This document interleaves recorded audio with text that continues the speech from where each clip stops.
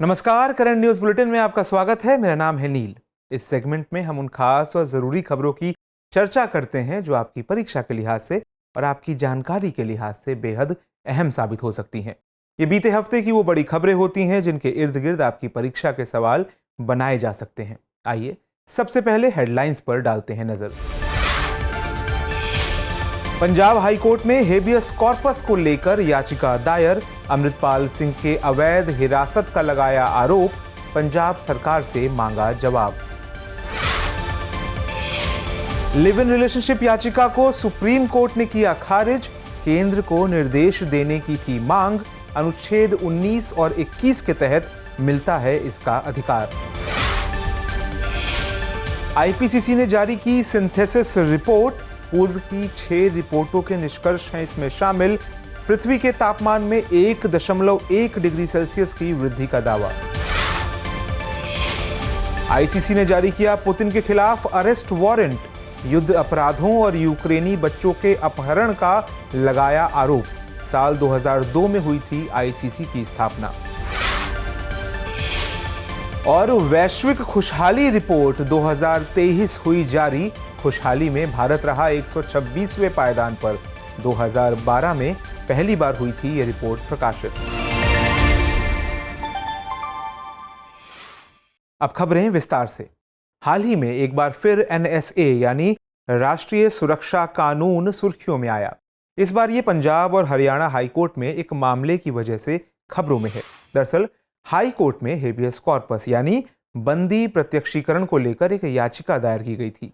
याचिकाकर्ता ने इसमें अलगाववादी खालिस्तान समर्थक नेता अमृतपाल सिंह को पुलिस द्वारा अवैध तरीके से हिरासत में रखने का आरोप लगाया था। इस पर पंजाब और हरियाणा हाईकोर्ट ने पंजाब सरकार से जवाब मांगा है।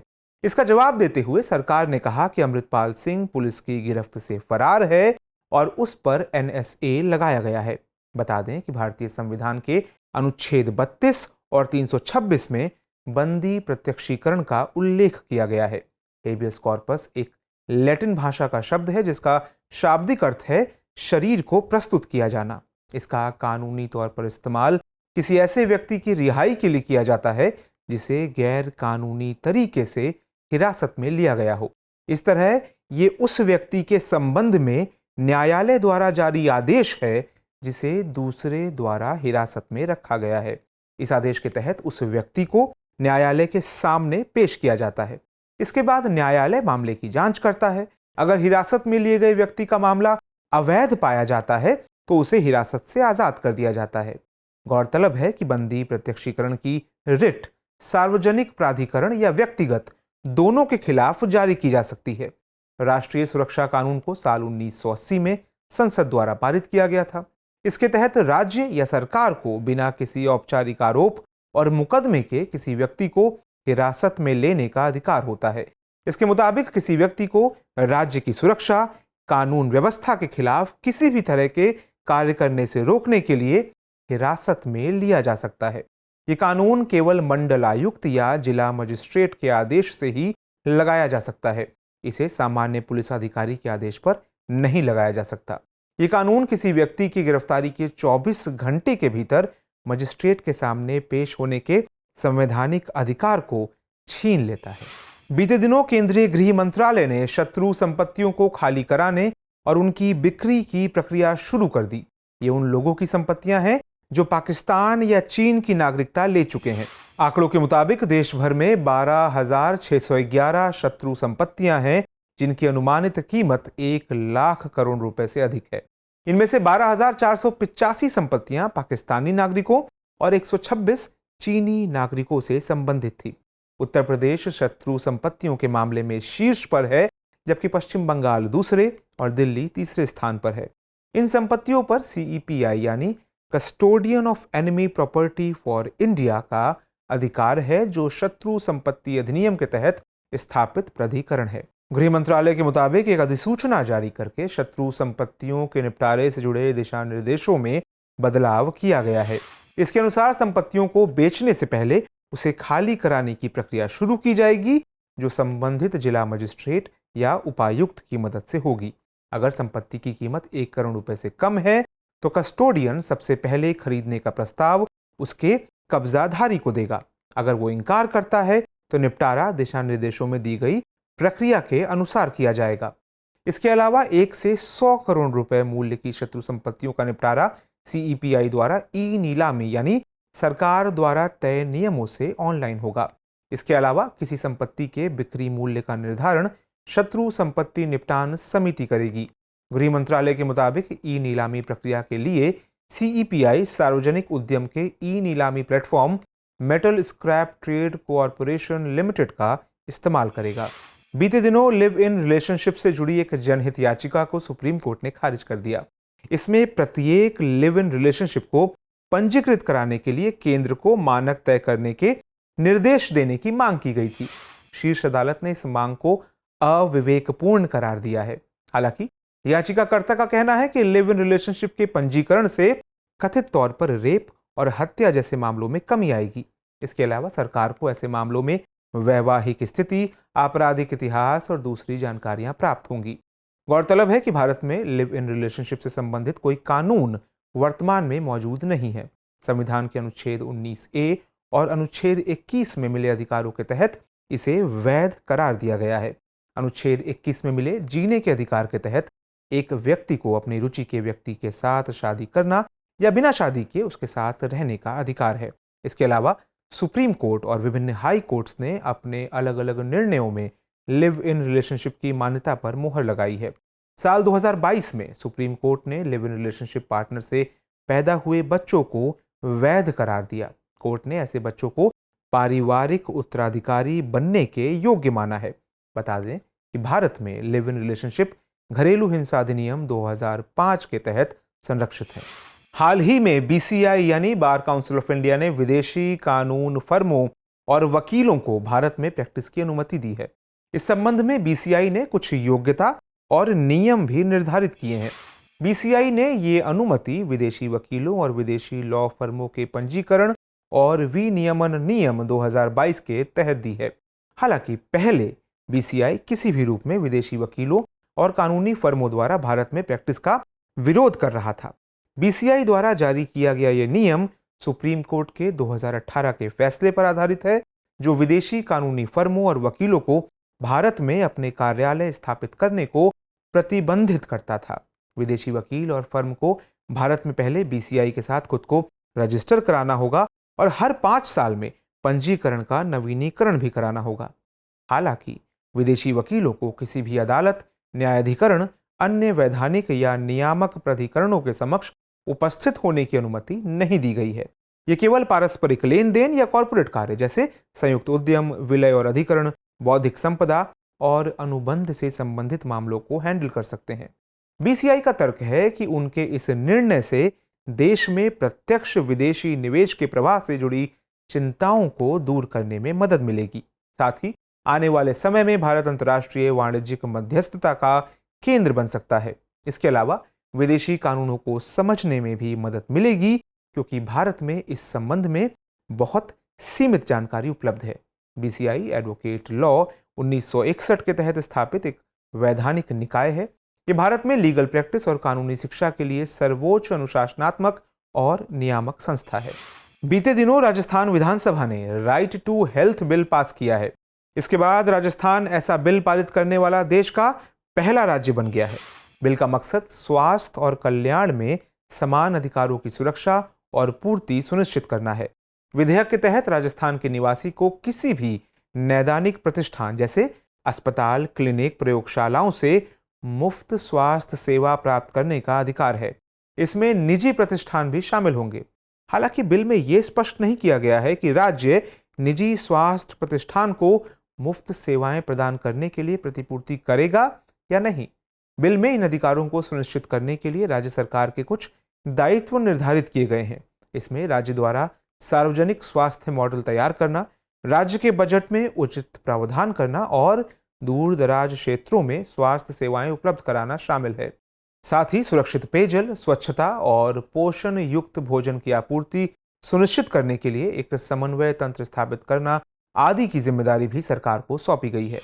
इसके अलावा विधेयक में राज्य और जिला स्तर पर क्रमशः राज्य स्वास्थ्य प्राधिकरण और जिला स्वास्थ्य प्राधिकरण नामक स्वतंत्र निकायों की स्थापना का प्रावधान है। ये प्राधिकरण गुणवत्तापूर्वक स्वास्थ्य देखभाल और सार्वजनिक स्वास्थ्य आपात स्थितियों के प्रबंधन के लिए तंत्र तैयार करने, लागू करने और निगरानी करने का कार्य करेंगे।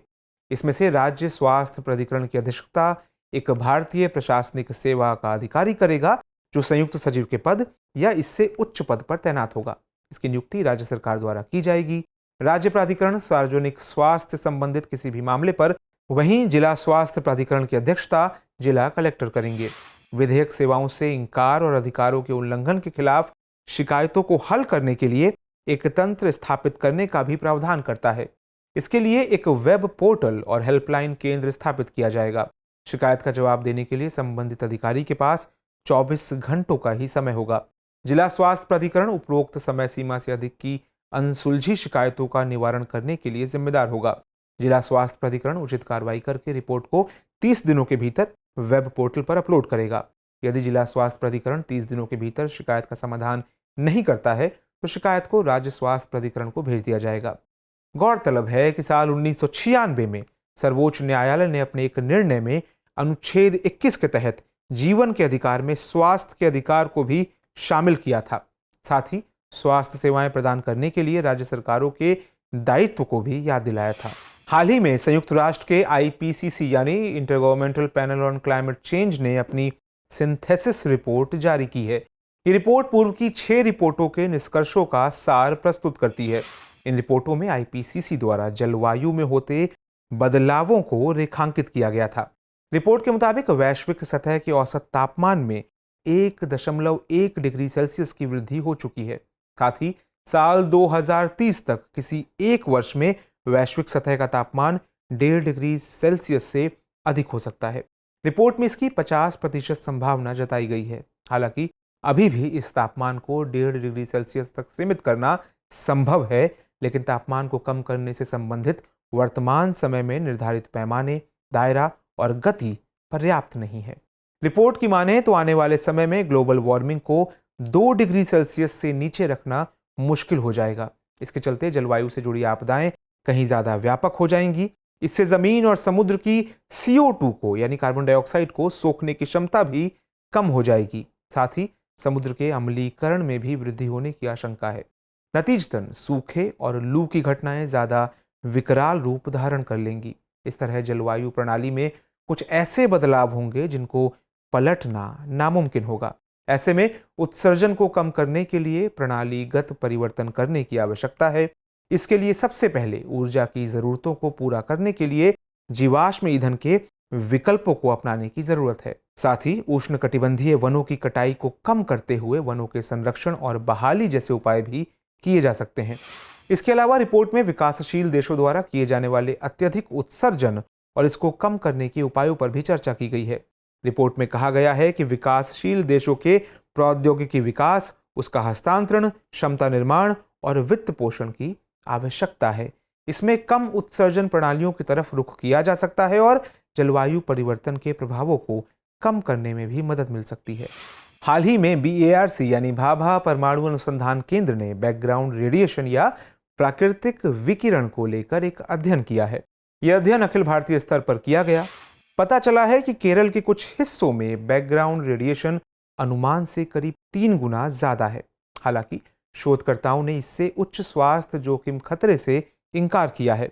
अध्ययन के मुताबिक भारत में गामा विकिरण का औसत बैकग्राउंड रेडिएशन स्तर 94 नैनोग्रे प्रति घंटा या मोटे तौर पर 0.8 मिली सीवर्ट प्रति वर्ष है। इससे पहले ये साल 1986 में किए गए इस तरह के अंतिम अध्ययन से 89 नैनोग्रे प्रति घंटा था। वहीं केरल के कोल्लम जिले में बैकग्राउंड रेडिएशन का स्तर 9562 नैनोग्रे प्रति वर्ष मापा गया है, जो अंतिम बार किए गए अध्ययन की तुलना में करीब 3 गुना ज्यादा है। यहाँ साल 1986 में 3002 नैनोग्रे प्रति वर्ष विकिरण नापा गया था। गौरतलब है कि इसकी एक इकाई उत्सर्जित विकिरण और दूसरी जैविक जोखिम को संदर्भित करती है। यहाँ नैनोग्रे प्रति सेकंड आयनीकरण विकिरण अवशोषित मात्रा दर की SI व्युत्पन्न इकाई का दशमलव अंश है। बता दें कि बैकग्राउंड रेडिएशन एक विशेष स्थान पर पर्यावरण में मौजूद आयनीकरण विकिरण होता है। इस तरह यह प्राकृतिक रूप से उत्पन्न होता है। हालांकि यह कुछ मात्रा में मानव निर्मित तत्वों से भी उत्पन्न होता है। इसके प्राकृतिक स्रोत के रूप में ब्रह्मांडीय किरणें और स्थलीय स्रोत हैं। स्थलीय स्रोत के अंतर्गत जमीन, मिट्टी और पानी में प्राकृतिक रूप से पाए जाने वाले रेडियोधर्मी खनिज आते हैं। वहीं मानव निर्मित स्रोत के रूप में परमाणु संयंत्र, एक्सरे मशीन और परमाणु हथियार परीक्षण आदि को शामिल किया जाता है। गौरतलब है कि IAEA यानी अंतर्राष्ट्रीय परमाणु ऊर्जा एजेंसी अधिकतम बैकग्राउंड विकिरण जोखिम स्तर को निर्दिष्ट करती है। इन निर्दिष्ट मानदंडों को भारत के परमाणु ऊर्जा प्रतिष्ठान द्वारा भी अपनाया जाता है। IAEA के मुताबिक बैकग्राउंड विकिरण से होने वाला सार्वजनिक जोखिम हर साल 1 मिलीसीवर्ट से ज्यादा नहीं होना चाहिए। हाल ही में ICC यानी अंतर्राष्ट्रीय आपराधिक न्यायालय ने व्लादिमीर पुतिन के खिलाफ एक अरेस्ट वारंट जारी किया है। साथ ही पुतिन की बाल अधिकार कमिश्नर मारिया अलेक्सेवना लवोवा बेलोवा के खिलाफ भी अरेस्ट वारंट जारी किया गया है। ICC के मुताबिक पुतिन युद्ध अपराधों के लिए जिम्मेदार हैं। साथ ही यूक्रेनी बच्चों के अपहरण के लिए भी वो उत्तरदायी हैं। मारिया पर भी ऐसे ही आरोप हैं। हालांकि रूस ने इन आरोपों को खारिज कर दिया है। उसने इन्हें अपमानजनक करार देते हुए ICC की आलोचना की है। इस मामले में जानकारों का मानना है कि ICC की इस कार्रवाई से रूस पर कोई खास फर्क नहीं पड़ेगा, क्योंकि उसके पास किसी को गिरफ्तार करने की शक्ति नहीं है। वो केवल अपने सदस्य देशों के भीतर ही अपने अधिकार क्षेत्र का प्रयोग कर सकता है। इसके अलावा रूस पर इसलिए भी फर्क नहीं पड़ेगा क्योंकि वो ICC का सदस्य नहीं है। वहीं यूक्रेन भी इसका मेंबर नहीं है। हालांकि वो व्लादिमीर पुतिन को अन्य तरीकों से प्रभावित कर सकता है, जैसे अंतर्राष्ट्रीय स्तर पर यात्रा करने में परेशानी पैदा हो सकती है उनको। बता दें कि ICC दुनिया का पहला स्थायी अंतर्राष्ट्रीय आपराधिक न्यायालय है। इसे रोम कानून नामक एक अंतर्राष्ट्रीय संधि द्वारा स्थापित किया गया था। इसकी आधिकारिक तौर पर 1 जुलाई 2002 को स्थापना की गई। ये एक स्थायी न्यायिक निकाय है। इसका मुख्यालय नीदरलैंड के द हेग में है। इसकी स्थापना ऐसे जघन्य अपराधों पर मुकदमा चलाने के लिए की गई थी जहां राष्ट्रीय अदालतें कार्रवाई करने में विफल रहती हैं। ये नरसंहार, युद्ध अपराधों और मानवता के खिलाफ अपराधों पर काम करता है। इसके लिए ये आरोपी व्यक्तियों की जांच, मुकदमा चलाने और जेल तक की सजा सुनाने जैसे काम करता है। इसके दुनिया भर में 100 सदस्य देश हैं। गौरतलब है कि भारत इसका हस्ताक्षरकर्ता नहीं है। हाल ही में शुक्र ग्रह पर सक्रिय ज्वालामुखी के मौजूद होने की खबर आई है। इस बात का खुलासा जर्नल साइंस में प्रकाशित एक अध्ययन में किया गया है। असल में 3 दशक पहले नासा के मैगलन स्पेसक्राफ्ट द्वारा ली गई रडार तस्वीरों का अध्ययन करने के बाद वैज्ञानिकों को इसका पता चला है। नासा की माने तो ऐसा पहली बार है जब शुक्र ग्रह की सतह पर सक्रिय ज्वालामुखी के स्पष्ट भूवैज्ञानिक साक्ष्य मिले हैं। साथ ही इन तस्वीरों से ज्वालामुखी छिद्र का आकार बदलने का भी पता चला है। अध्ययन के मुताबिक शुक्र ग्रह पर मौजूद मॉट मॉन्स ज्वालामुखी छिद्र के आकार में पिछले 8 महीनों में कई बार परिवर्तन हुए हैं। इस वजह से इस छिद्र का आकार 2 गुना हो गया था। साथ ही इसका लावा ऊपर तक पहुंच गया था। नतीजतन ये ज्वालामुखी वर्तमान में अपने सक्रिय रूप में शुक्र ग्रह पर मौजूद है। गौरतलब है कि यहाँ ओजा मॉन्स सबसे ऊंचा ज्वालामुखी है, जबकि मॉट मॉन्स इस ग्रह का दूसरा सबसे ऊंचा ज्वालामुखी है। यह एटला रेजियो क्षेत्र में स्थित है। यह शुक्र ग्रह की भूमध्य रेखा के पास स्थित एक वृहद उच्च भूमि क्षेत्र है। बता दें कि नासा का मैगलन मिशन शुक्र ग्रह हेतु सबसे सफल अंतरिक्ष मिशनों में से एक था। इसे 4 मई 1989 को लॉन्च किया गया था। यह शुक्र ग्रह की पूरी सतह की छवि लेने वाला पहला अंतरिक्ष यान था। साल 1994 में मैगलन के साथ संचार टूट गया था। गौरतलब है कि शुक्र ग्रह सूर्य का दूसरा निकटतम और सौरमंडल का 6ठा सबसे बड़ा ग्रह है। इसे पृथ्वी का जुड़वा ग्रह भी कहा जाता है। साथ ही ये सौरमंडल का सबसे गर्म ग्रह भी है। इसकी खास बात यह है कि अन्य ग्रहों के सापेक्ष ये विपरीत दिशा में घूमता है। यहाँ सूरज पश्चिम में उदय होता है और पूर्व में अस्त होता है। बुध ग्रह के समान इसका भी अपना कोई चंद्रमा नहीं है। हाल ही में वैश्विक खुशहाली रिपोर्ट 2023 जारी की गई। रिपोर्ट के मुताबिक फिनलैंड दुनिया का सबसे ज्यादा खुशहाल देश है। फिनलैंड लगातार 6 सालों से दुनिया के खुशहाल देशों की सूची में शीर्ष स्थान पर बना हुआ है। वहीं दूसरे स्थान पर डेनमार्क और तीसरे पायदान पर आइसलैंड है। रिपोर्ट की माने तो नॉर्डिक देशों में व्यापक कल्याण प्रणाली, अधिकारियों में उच्च विश्वास और लोगों के बीच बहुत कम असमानता है। 137 देशों की सूची में भारत 126वें स्थान पर है। भारत की रैंकिंग पड़ोसी देश नेपाल, चीन, बांग्लादेश और पाकिस्तान से नीचे है।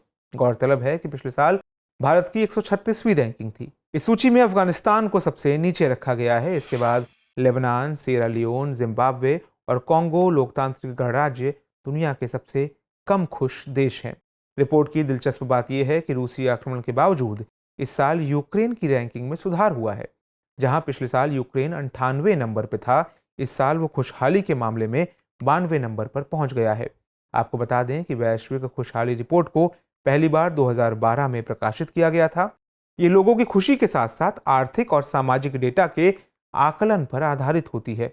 इस रिपोर्ट में 6 प्रमुख कारकों पर विचार किया जाता है। इसमें सामाजिक समर्थन, आय, स्वास्थ्य, स्वतंत्रता, उदारता और भ्रष्टाचार का अभाव शामिल है। ये 3 साल की अवधि में औसत डेटा के आधार पर खुशहाली का स्कोर प्रदान करती है। इसे गैलप वर्ल्ड पोल जैसे स्रोतों से प्राप्त आंकड़ों के आधार पर तैयार किया जाता है। वहीं इसका प्रकाशन सस्टेनेबल डेवलपमेंट सॉल्यूशंस नेटवर्क द्वारा किया जाता है। इस रिपोर्ट को संयुक्त राष्ट्र का समर्थन हासिल होता है। हाल ही में वैश्विक आतंकवाद सूचकांक 2023 जारी किया गया। इसमें अफगानिस्तान को पहले स्थान पर रखा गया है, जबकि दूसरे और तीसरे स्थान पर क्रमशः बुर्किना फासो और सोमालिया को रखा गया है। इसमें पड़ोसी देश पाकिस्तान 6वें स्थान पर है, वहीं भारत 13वें स्थान पर है। इसके अलावा सूचकांक में रेखांकित किया गया है कि जलवायु परिवर्तन के प्रभावों और आतंकवाद का सामना करने वाले देशों या क्षेत्र के बीच कोई सीधा संबंध नहीं है। हालांकि जलवायु परिवर्तन आतंकवादी समूहों को धन उगाने, प्रचार करने और भर्ती करने का अवसर प्रदान करता है। इससे उन्हें चरम मौसमी घटनाओं में फायदा उठाने का अवसर मिलता है। जैसे पाकिस्तान में आतंकवादी समूह लश्कर-ए-तैयबा के जमात उल दावा संगठन ने साल 2010 में विनाशकारी बाढ़ के मद्देनजर महत्वपूर्ण मानवीय राहत प्रदान की थी। इससे लोग भावनात्मक रूप से प्रभावित हुए। इसके अलावा इस रिपोर्ट में कहा गया है कि वैश्विक स्तर पर 830 मिलियन लोग खाद्य असुरक्षा का सामना कर रहे हैं। इसमें से 58% लोग आतंकवाद से सबसे ज्यादा प्रभावित 20 देशों में रहते हैं। हालांकि पारिस्थितिक खतरा आतंकवाद का एकमात्र कारण नहीं है, लेकिन इससे ये खतरे बढ़ते हैं। ये खतरे समाज को अस्थिर करने के साथ साथ ऐसा वातावरण बनाने में सक्षम है जिसका आतंकवादी समूह फायदा उठा सकते हैं। बता दें कि ये वैश्विक आतंकवाद सूचकांक का 10वां संस्करण है। इस सूचकांक को IEP यानी the institute for economics and peace द्वारा जारी किया जाता है। ये सूचकांक पिछले 1 दशक में आतंकवाद में प्रमुख वैश्विक रुझानों और पैटर्न का व्यापक सारांश प्रदान करता है। वैश्विक आतंकवाद सूचकांक स्कोर की गणना न केवल मौतों बल्कि घटनाओं, बंधकों और आतंकवाद से होने वाली हानि पर भी विचार करती है। इसे तैयार करने के लिए आतंकवाद ट्रैकर और अन्य स्रोतों से डेटा का उपयोग किया जाता है। गौरतलब है कि आतंकवाद ट्रैकर 1 जनवरी 2007 से आतंकवादी हमलों की घटनाओं पर रिकॉर्ड उपलब्ध कराता है। हाल ही में इंटरपोल ने भारत के भगोड़े मेहुल चोकसी के नाम को रेड कॉर्नर नोटिस सूची से हटा दिया है। CBI यानी केंद्रीय अन्वेषण ब्यूरो ने इंटरपोल से चोकसी के नाम को फिर से रेड नोटिस में शामिल करने की मांग की है। दरअसल चोकसी अपने भतीजे नीरव मोदी के साथ 13,500 करोड़ रुपए के पंजाब नेशनल बैंक घोटाले में वांछित है। ED यानी प्रवर्तन निदेशालय की याचिका पर इंटरपोल ने इसे रेड नोटिस सूची में शामिल किया था। रेड कॉर्नर नोटिस या रेड नोटिस दुनिया भर के पुलिस बलों को उन भगोड़ों के बारे में सचेत करता है जो अंतर्राष्ट्रीय स्तर पर वांछित होते हैं। इसे किसी देश के उन भगौड़े अपराधियों के लिए जारी किया जाता है जो मुकदमा चलाने या सजा काटने के लिए वांछित हैं। इस तरह से ये दुनिया भर में कानून प्रवर्तन के लिए एक अनुरोध की तरह होता है। इसका उपयोग प्रत्यर्पण, आत्मसमर्पण या इसी तरह की कानूनी कार्रवाई के लिए लंबित व्यक्ति का पता लगाने और गिरफ्तार करने के लिए किया जाता है। गौरतलब है कि ये अनुरोध न्यायिक अधिकारियों द्वारा जारी किए गए गिरफ्तारी वारंट या अदालती आदेश पर आधारित होता है। हालांकि किसी व्यक्ति को गिरफ्तार करना है या नहीं, ये तय करने के लिए सदस्य देश अपने स्वयं के कानूनों को लागू करते हैं। जानकारी के लिए ये भी बता दें कि इंटरपोल का पूरा नाम इंटरनेशनल क्रिमिनल पुलिस ऑर्गेनाइजेशन यानी अंतर्राष्ट्रीय आपराधिक पुलिस संगठन है। ये एक अंतर सरकारी संगठन है और इसमें 195 देश शामिल हैं। ये दुनिया भर में पुलिस सहयोग और अपराध नियंत्रण की सुविधा प्रदान करता है। ये दुनिया का सबसे बड़ा पुलिस संगठन है। इसकी स्थापना साल 1923 में 19 देशों द्वारा की गई थी। इसे सीमाओं के पार पुलिस के बीच सहयोग को सुविधाजनक बनाने की तत्काल आवश्यकता के मकसद से स्थापित किया गया था। हाल ही में GCEW यानी global commission on the economics of water संस्थान ने एक रिपोर्ट प्रकाशित की है। इसका प्रकाशन turning the tide, a call to collective action नामक एक शीर्षक से किया गया है। ये रिपोर्ट जलवायु परिवर्तन, वर्षा और जल संकट पर आधारित है। इसका मकसद वैश्विक जल सुरक्षा में गिरावट को रोकने के लिए मार्ग तैयार करना है। रिपोर्ट का कहना है कि मानव गतिविधियां जैसे जंगलों को नष्ट करने से लेकर गैस, तेल और कोयले को जलाना आदि वर्षा को बाधित कर रही हैं। इसके चलते अर्थव्यवस्था को भारी नुकसान होने सहित स्वास्थ्य और सामाजिक स्थिरता को भारी खतरा होने का अनुमान है। साथ ही रिपोर्ट में चेतावनी दी गई है कि पानी की सुरक्षा में कमी के चलते खाद्य आपूर्ति से लेकर जल विद्युत उत्पादन तक सब कुछ खतरे में हो सकता है। सुरक्षा विश्लेषकों ने इस समस्या को उजागर करते हुए अफ्रीका के हॉर्न ऑफ अफ्रीका क्षेत्र का उदाहरण दिया है, जहां मॉनसूनी सीजन 5 बार असफल हो चुका है। नतीजतन वर्तमान में राजनीतिक अस्थिरता, संघर्ष, विस्थापन और प्रवासन जैसी समस्याएं देखने को मिल रही हैं। इसलिए रिपोर्ट के मुताबिक मीठे पानी की समस्या को स्थानीय या क्षेत्रीय मुद्दे के बजाय वैश्विक रूप में देखने की जरूरत है। साथ ही सीमित आपूर्ति को प्रबंधित और मूल्यवान बनाने के तरीकों को मजबूत करने की भी आवश्यकता है। इसके अलावा जल सुरक्षा में सुधार के लिए अनुकूल सिंचाई प्रणाली, कम पानी वाली फसलों और सूखे में खेती करने के तरीकों आदि उपायों को अपनाने की भी जरूरत है। इसमें शहरी क्षेत्रों में मीठे पानी का भंडारण, अपशिष्ट जल का पुनर्चक्रण और विनिर्माण में कम पानी का उपयोग जैसे उपाय अपनाने की भी बात कही गई है। गौरतलब है कि UN वाटर 2021 के आंकड़ों के मुताबिक वर्तमान में लगभग 2.3 बिलियन लोग गंभीर जल संकट वाले देशों में रहते हैं। खबरों के बाद अब बुलेटिन से जुड़े 5 सवालों पर डालते हैं एक नजर। आज के बुलेटिन पर आधारित 5 प्रश्न इस प्रकार हैं। पहला प्रश्न है, निम्नलिखित कथनों पर विचार कीजिए। 1. राष्ट्रीय सुरक्षा कानून को वर्ष 1980 में संसद द्वारा पारित किया गया था। 2. यह कानून केवल मंडल आयुक्त या जिला मजिस्ट्रेट के आदेश से ही लगाया जा सकता है। उपर्युक्त कथनों में से कौन सा यहाँ से कथन सही है या फिर हैं? केवल 1, केवल 2, केवल 1 एवं 2 या फिर उपर्युक्त में से कोई नहीं। अगला प्रश्न है, लिव इन रिलेशनशिप के संदर्भ में निम्नलिखित कथनों पर विचार कीजिए। 1. संविधान के अनुच्छेद 19A और अनुच्छेद 21 में मिले अधिकारों के तहत इसे वैध माना गया है। 2. भारत में लिव इन रिलेशनशिप घरेलू हिंसा अधिनियम 2005 के तहत संरक्षित हैं। 3. लिव इन रिलेशनशिप में पार्टनर से पैदा हुए बच्चे पैतृक संपत्ति पाने के हकदार हैं। उपर्युक्त में से कौन से कथन सही हैं? केवल 1 एवं 2, केवल 2 एवं 3, केवल 1 एवं 3 या फिर उपर्युक्त सभी। अगला प्रश्न है, वैश्विक खुशहाली रिपोर्ट 2023 के संदर्भ में निम्नलिखित कथनों पर विचार कीजिए। 1. इसमें फिनलैंड को दुनिया का सबसे अधिक खुशहाल देश माना गया है। 2. इस सूची में भारत 126वें स्थान पर है। 3. इसमें शामिल देशों की संख्या 137 है। उपर्युक्त कथनों में से कौन सा यहाँ से कथन सही है या फिर हैं? केवल 1, केवल 1 एवं 2, केवल 2 एवं 3 या फिर उपर्युक्त सभी। अगला प्रश्न है, वैश्विक आतंकवाद सूचकांक 2023 के संदर्भ में निम्नलिखित कथनों पर विचार कीजिए। 1. इस सूचकांक को the institute for economics and peace द्वारा जारी किया जाता है। 2. इस सूचकांक में अफगानिस्तान को पहले स्थान पर रखा गया है। 3. भारत इस सूचकांक में 13वें स्थान पर है। उपर्युक्त कथनों में से कौन सा यहाँ से कथन सही नहीं है या फिर हैं? केवल 1, केवल 1 एवं 2, केवल 1 एवं 3 या फिर उपर्युक्त में से कोई नहीं। अंतिम प्रश्न है, भारत का पहला राज्य कौन सा है जिसने हाल ही में अपने राज्य के लोगों को स्वास्थ्य का अधिकार प्रदान किया है? केरल, तमिलनाडु, आंध्र प्रदेश या फिर राजस्थान। तो फिलहाल इस बुलेटिन में इतना ही। खबरों को विस्तार से पढ़ने के लिए विजिट करें हमारी वेबसाइट www.drishtiis.com। साथ ही दृष्टि आईएएस के हिंदी अंग्रेजी यूट्यूब चैनल और दृष्टि PCS यूट्यूब चैनल को लाइक, शेयर और सब्सक्राइब करना ना भूलें। चलते चलते डालते हैं कुछ छोटी मगर जरूरी खबरों पर नजर। हाल ही में प्रधानमंत्री श्री नरेंद्र मोदी और बांग्लादेश की प्रधानमंत्री श्रीमती शेख हसीना ने संयुक्त रूप से IBFP यानी इंडिया बांग्लादेश फ्रेंडशिप पाइपलाइन का वर्चुअल मोड में उद्घाटन किया। यह पाइपलाइन 1 मिलियन मीट्रिक टन प्रति वर्ष हाई स्पीड डीजल को बांग्लादेश तक पहुंचाने की क्षमता से युक्त है। इसके संचालन से दोनों देशों के बीच संबंधों के और अधिक मजबूत होने की संभावना है। साथ ही दोनों देशों के बीच ऊर्जा के क्षेत्र में मौजूदा सहयोग बढ़ेगा और बांग्लादेश में विशेष रूप से कृषि क्षेत्र का विकास होगा।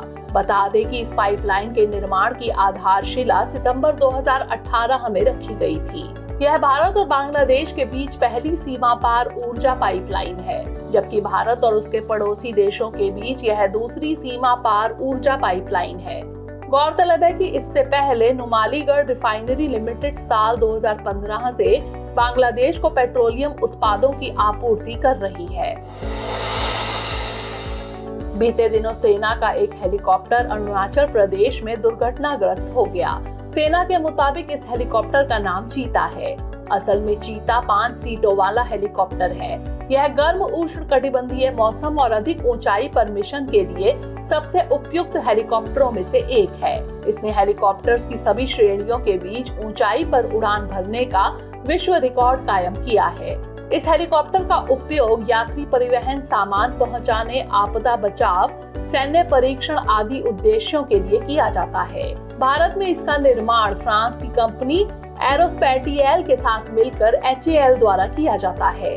इसे साल 1976 में पहली बार भारतीय सेना में शामिल किया गया था। हाल ही में सुप्रीम कोर्ट ने सरकार को 1 रैंक 1 पेंशन की राशि को किश्तों में चुकाने की अनुमति दी है। यह बकाया राशि लगभग 28,000 करोड़ रुपए है, जो लगभग 21 लाख पूर्व सैनिकों या उनके परिवार को दी जानी है। शीर्ष कोर्ट ने पूरी बकाया पेंशन राशि का भुगतान अगले साल 28 फरवरी 2024 तक करने का आदेश दिया है। कोर्ट ने पूर्व सैनिकों की किश्तों में राशि देने के लिए एक कैटेगरी भी तय की है।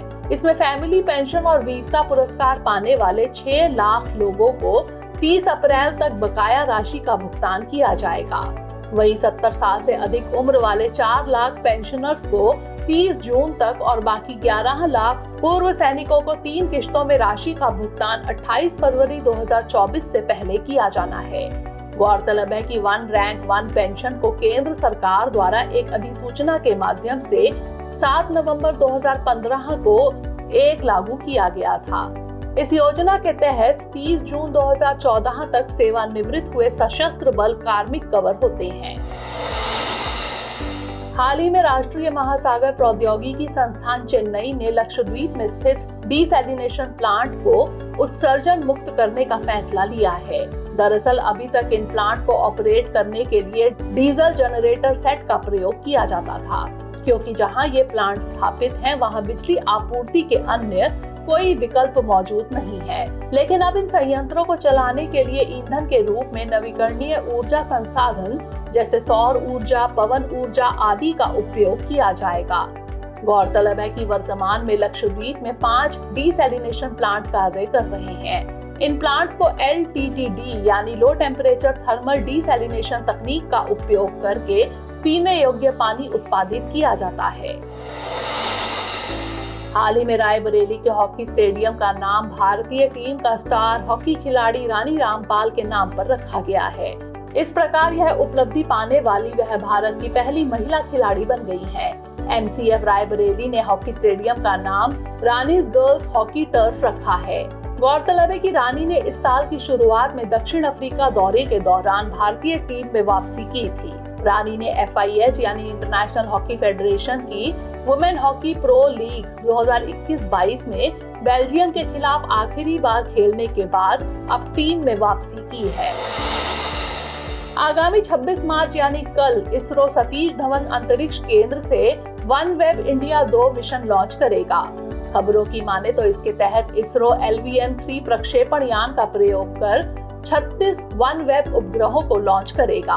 इस लॉन्च के साथ OneWeb के उपग्रहों की कुल संख्या 582 हो जाएगी। बता दें कि OneWeb एक UK आधारित कंपनी है। इसने इसरो की वाणिज्यिक शाखा NSIL के साथ 2 चरणों में 72 उपग्रहों को लॉन्च करने के अनुबंध किया है। पिछले साल वन वेब इंडिया 1 मिशन के तहत 36 उपग्रहों के पहले समूह को NSIL द्वारा लॉन्च किया जा चुका है।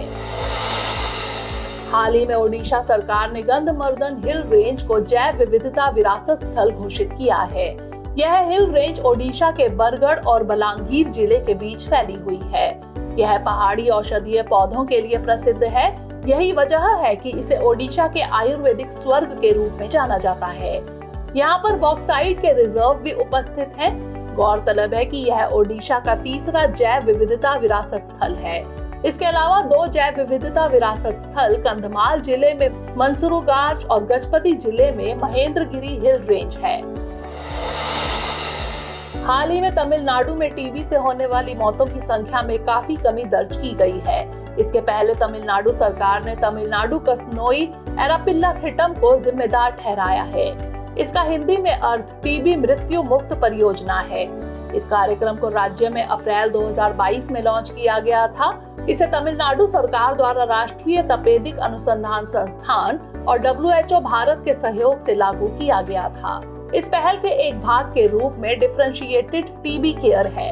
इसका उद्देश्य रोगियों का आकलन कर यह तय करना है कि टीबी से पीड़ित लोगों को एम्बुलेटरी देखभाल अथवा अस्पताल में प्रवेश की आवश्यकता है या नहीं। इस पहल ने पहले ही रोगियों के 80% ट्राइएजिंग यानी गंभीरता के स्तर का आकलन, 80% रेफरल यानी व्यापक मूल्यांकन और गंभीर बीमारी की पुष्टि और 80% प्रवेश के प्रारंभिक लक्ष्य को प्राप्त कर लिया है। हाल ही में भारत सरकार ने हर स्टार्ट प्लेटफॉर्म की शुरुआत की है। इसका मकसद महिला उद्यमियों को बढ़ावा देना है।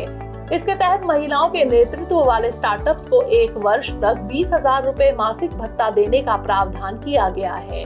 असल में हर स्टार्ट महिला उद्यमियों के लिए नवाचार और स्टार्टअप माहौल को बढ़ावा देने हेतु एक मंच है।